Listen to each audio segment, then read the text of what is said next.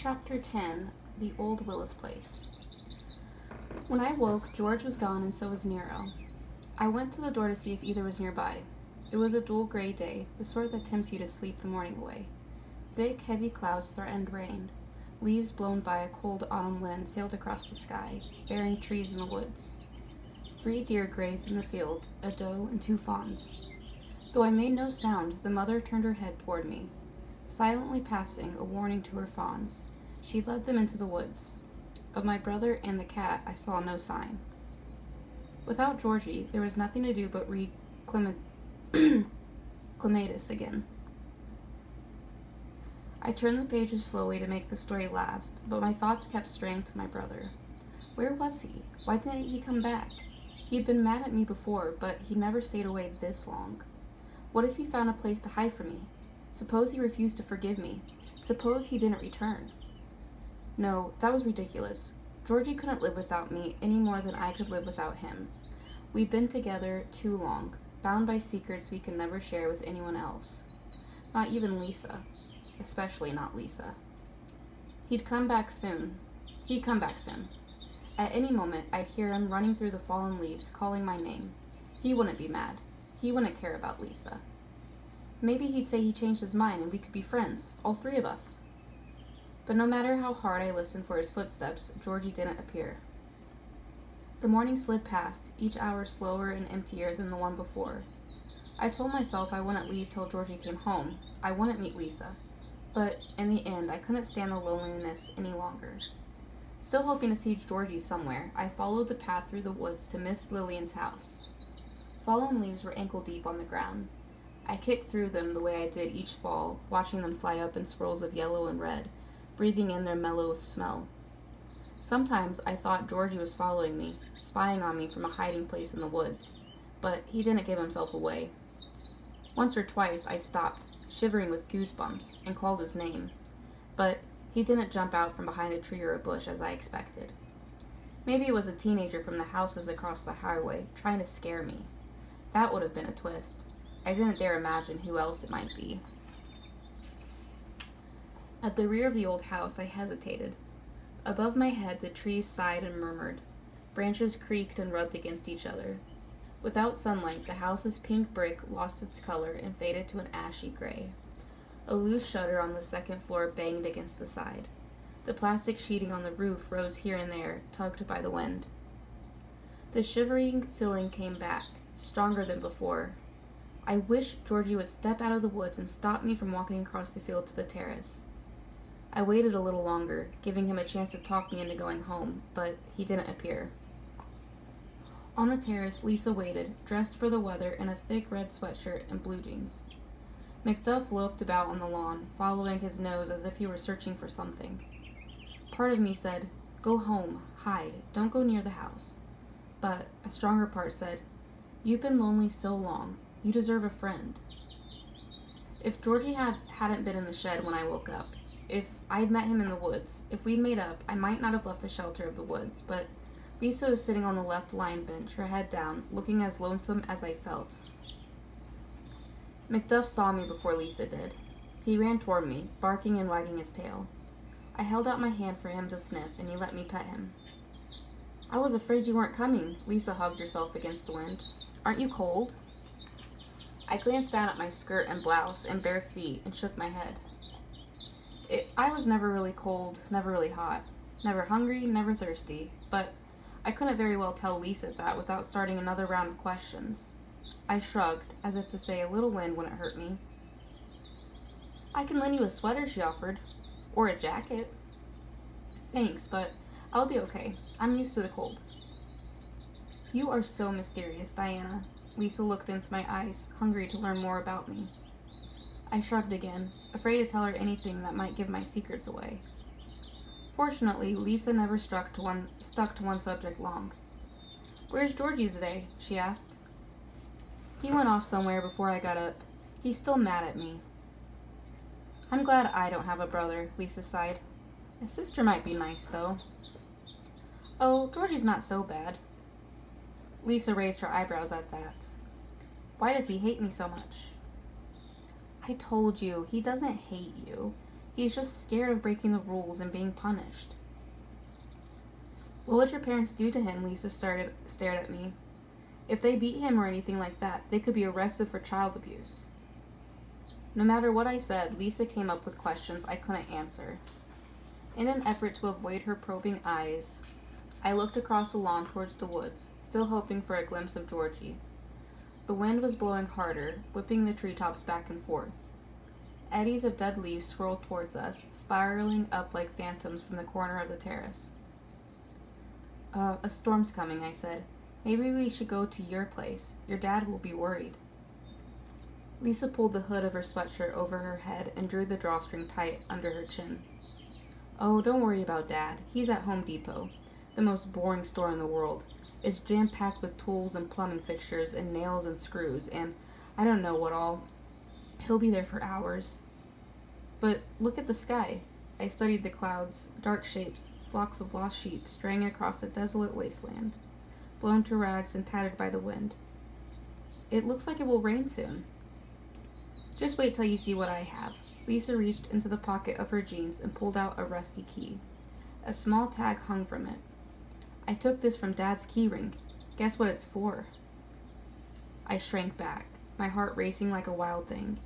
It was a big, old-fashioned house key, maybe one that my father had carried on his key ring. Lisa leaned close to me, her eyes gleaming. It opens the back door. We can go inside. On the other side of the brick wall, I sensed Miss Lillian listening, her head up like a hound on the scent of something.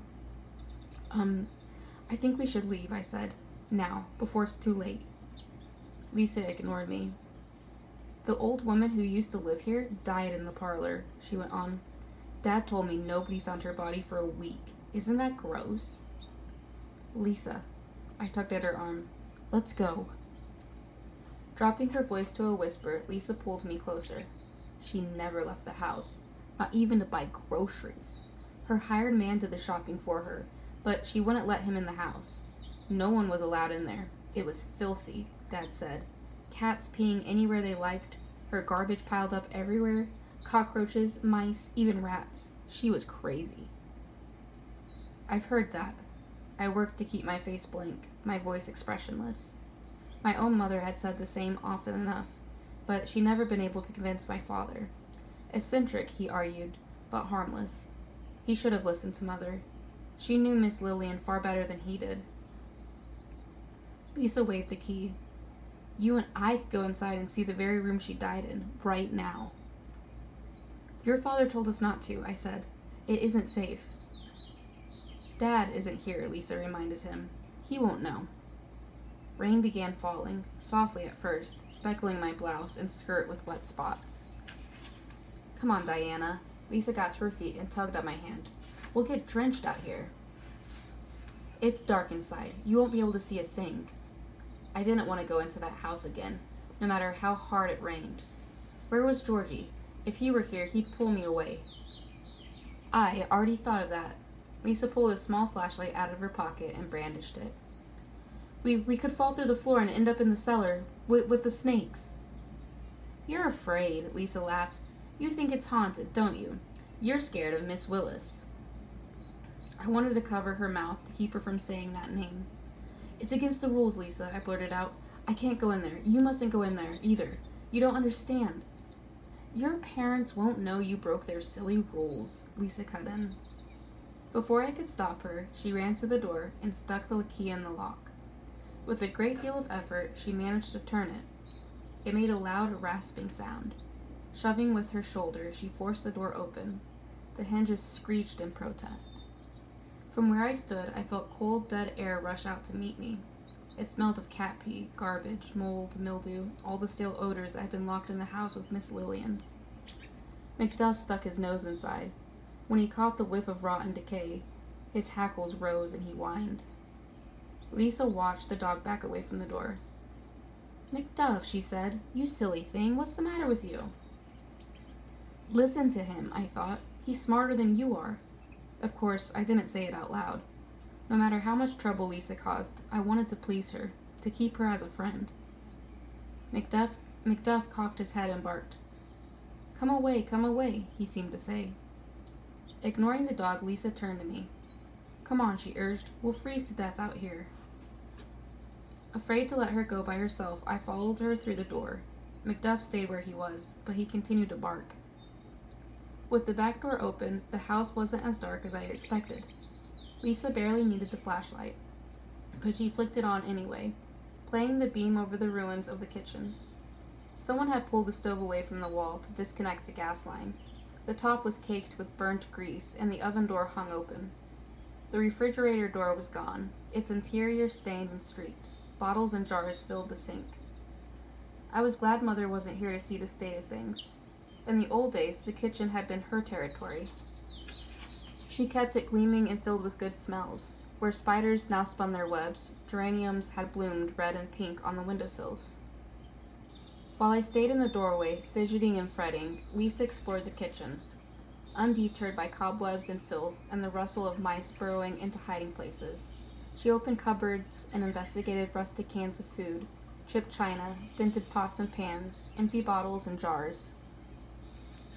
"Ooh, look at this," she said loudly. Miss Willis must have saved every jar of wheat germ she ever bought. I bet there's 100 of them. Miss Willis, Miss Willis." The words hung in the still air like a call. Like it said, "Wake up, Miss Willis, you have visitors." "Let's go," I begged Lisa, sure I heard sounds from deep in the house. "Something's in here. Don't you hear it?" "Mice," she said, cocking her head to listen. "Squirrels, maybe." I grabbed her arm, but she pulled away, as stubborn as Georgie. "I'm not leaving till I see the rest of the house." Before I could stop her, Lisa pushed open the kitchen door and ran out into the hall. She stopped at the back stairs, the servants' stairs, the ones my mother used after Mrs. Willis died and Miss Lillian took over. Lisa pointed the flashlight up into the darkness. "What's that at the top of the steps?"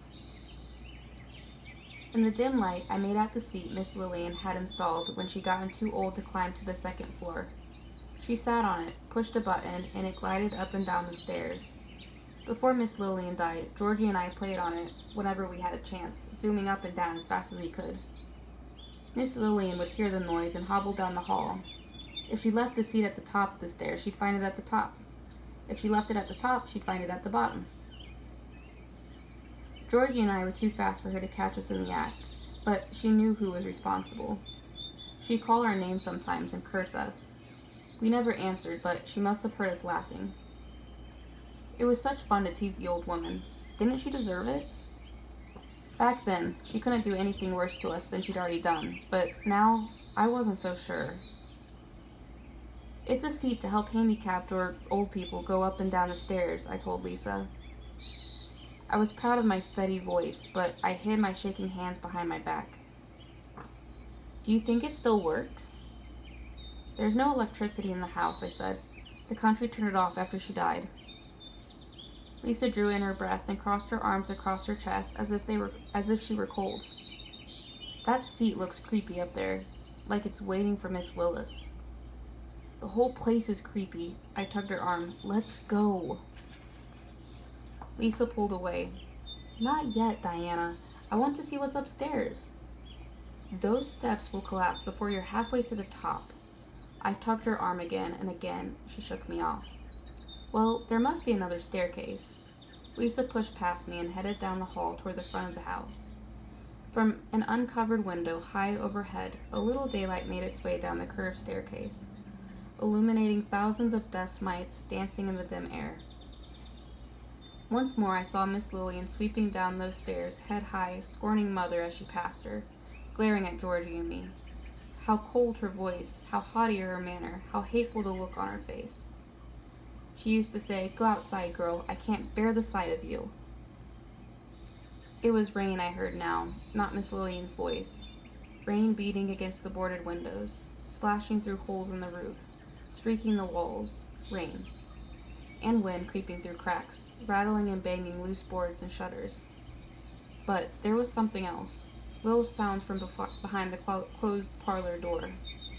Murmurs and sighs, shuffling noises, the tinkle of something small breaking. She was there all right, trapped in that room. As long as no one opened the door, Maybe, just maybe. I hesitated, torn between running outside and staying with Lisa, who was already at the top of the steps. "Come on, Diana," she called. I followed her, looking over my shoulder at the parlor door, terrified I'd see it slowly open. Lisa went straight to Miss Lillian's bedroom, almost as if she had been guided there. "Look at all this, Diana." She pointed to the faded velvet drapes hanging at the windows. The cobwebbed chandelier, the fancy marble fireplace, the high-topped walnut bed, the dusty matching furniture.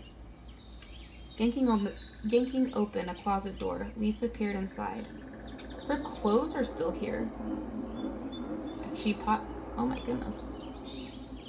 Cars are racing outside. Her clothes are still here. She pawed through Miss Lillian's silk dresses, her velvet gowns, her wool coats, setting them swinging and swaying like ghosts. While I watched horrified, she held them up to herself and danced around the room, admiring her reflection in the tarnished mirrors. She tried on hats with plums, straw hats, knit caps, even a cowboy hat from Miss Lillian's riding days. She wrapped shawls around her shoulders, draped herself with scarves, and struck silly poses like a model in a fashion magazine. "Here, try this one, Diana." Lisa held up a blue beaded dress, one of Miss Lillian's favorites. The last time she'd worn it, she slapped me for spilling a tray of drinks she'd given me to serve the guests. I pushed the dress aside, hating the dusty feel of the fabric. The smell of Miss Lillian's perfume still clung to it. Lisa shrugged and grabbed a large straw hat covered with artificial flowers, another of Miss Lillian's favorites. She struck a silly pose. "Isn't this the most hideous hat you have ever saw?"